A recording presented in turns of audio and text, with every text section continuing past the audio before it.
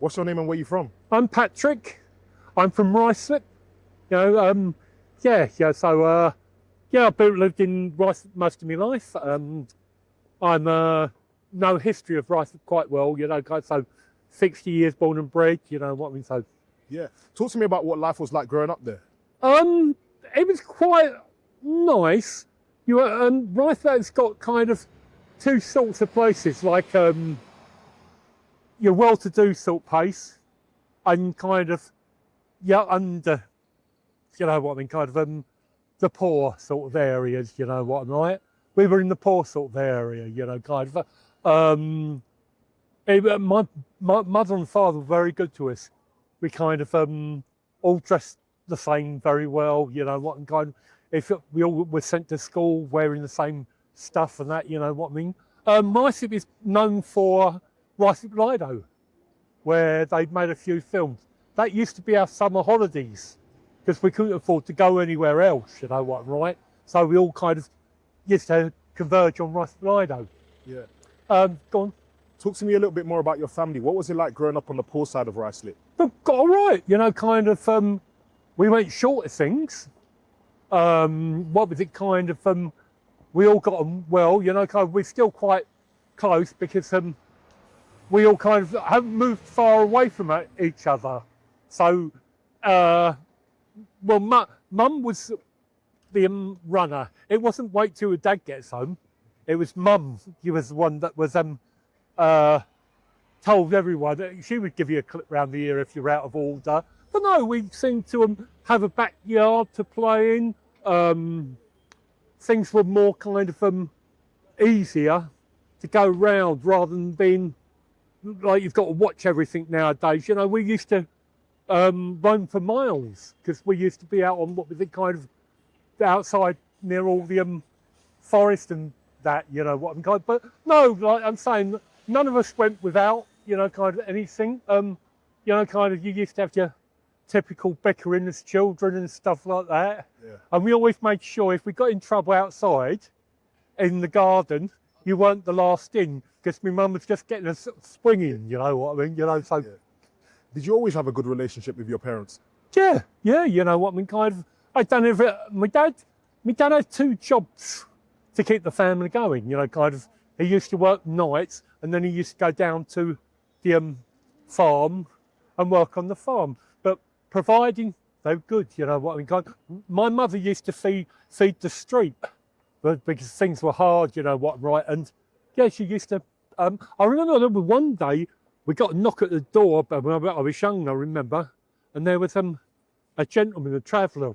Well, he used to go from me. No, he didn't have no fixed abode or anything like that. And he knocked on the door and he said to me, Mum, can you give me something to eat? He goes, I'm willing to pay for it.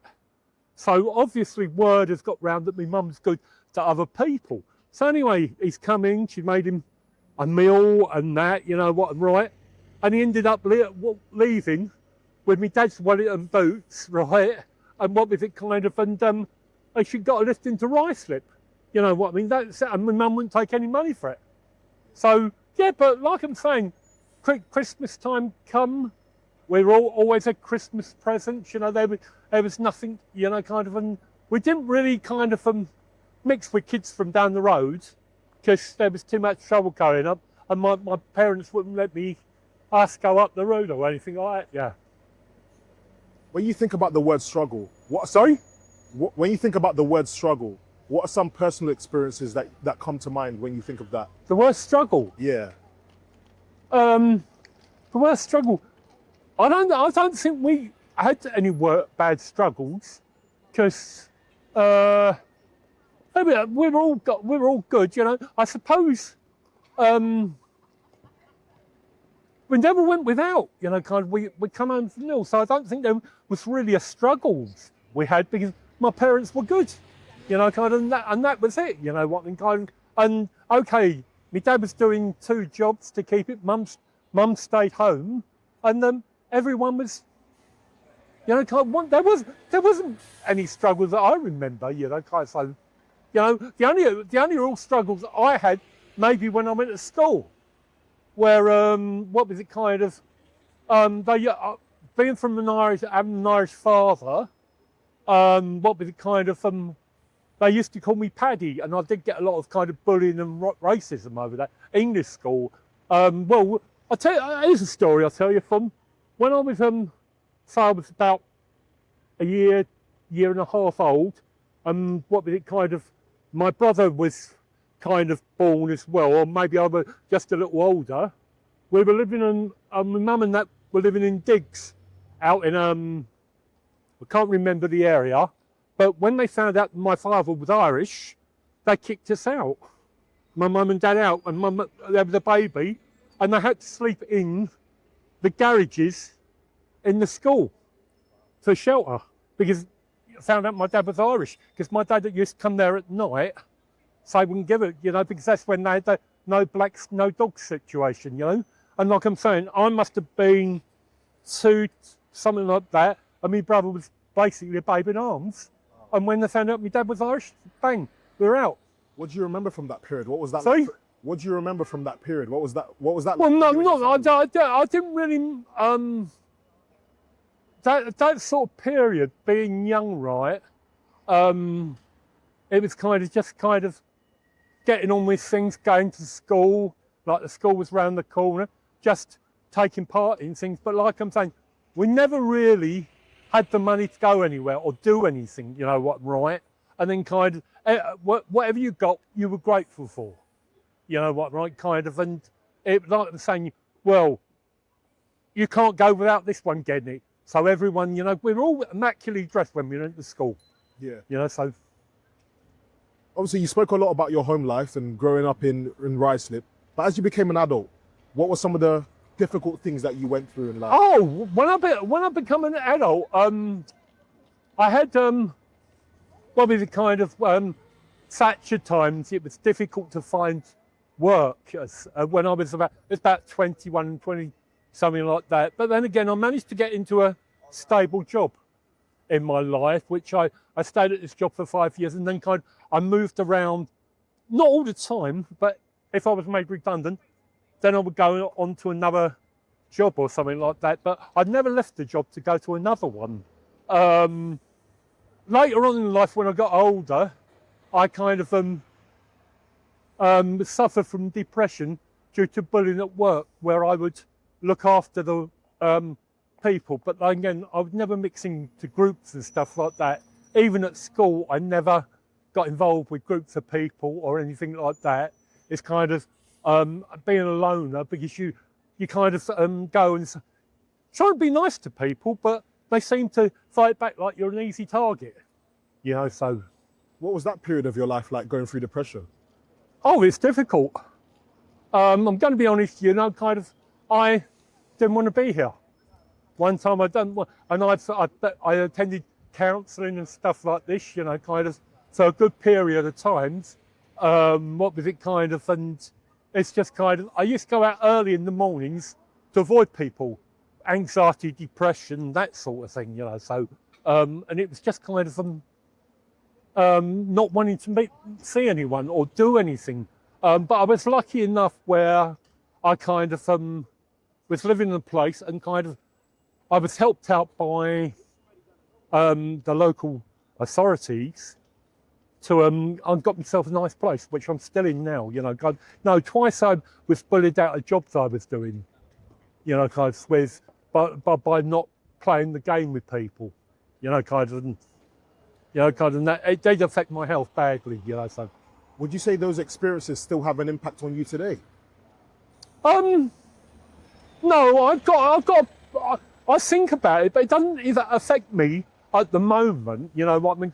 It's when you try to be nice to people and it don't go that way, then it kind of, things start relating back to when these things happened, and you think, well, you've got to brush it off and get on, because you're a better person than these people, because like I'm saying, bullies are all right in groups, but when they're on their own, they don't say anything, you know what I mean? So, yeah. So how would you say you got out of the depression? How I get on with help through counselling. Yeah. Family was very good to me, you know, kind of, really done well. I had good friends around me at the time, you know, so So yeah, so I'm yeah, like I'm saying, I'm getting. I just kind of think, well, I'm lucky enough because I had a major operation last year. I had a treble bypass and a valve in, you know what, kind of, and I was really kind of not good. But like I'm saying, as you see me now, I'm getting better and getting on with life, you know. So, Talk to me a little bit more about that, your health conditions.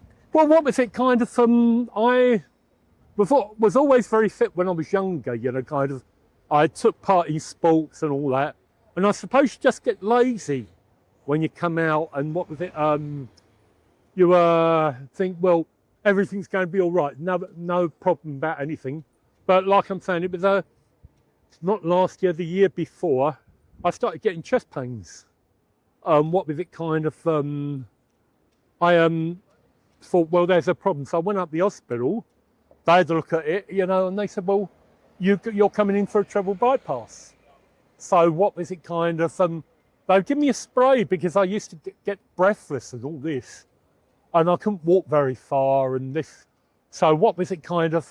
I went for my pre-op, and then kind of they'd done the pre-op, and 2 days after I got a phone call from the hospital to say, what was it? What are you doing? I said, well, I'm just about to order a pizza. Sorry, you know what, right? He goes, well, he said, well, can you get to the hospital? I said, well, yeah. He goes, well, we want to treat you as an inpatient rather than outpatient. And then kind of a couple of days after, I'd be in treble bypass and a valve emplacement. Did it scare you initially? No, it didn't scare me because I knew it had to be done. It had to be done, right? And what was it kind of, you know, kind of, and I don't think it, maybe 10 years it might have scared me because I don't think it was advanced as well then as it is now, you know what I mean? But no, it didn't scare me because I say I had to have it done. So it didn't scare me, you know, kind of, I've got a second bite at the cherry now, you know what I mean? So Yeah. How would you say you are now? yeah, I feel great. I feel really good. I've lost weight. I'm like I'm saying, I'm out and about, you know, kind of. I'm walking more and yeah. But you need another tissue for your eyes are streaming there, mate. I tell you. My eyes are. Yeah, I know. Yeah, sorry. Yeah, go on. No, thank you so much. Is that it? Is that all you want to know? Amazing. Oh, gee, I thought it was going to get there, you know. Thank you very much so much for indeed, talking to us. Chairman. Appreciate it. Thanks, that's great. Nice talking to you. Have a good day, lads, all right?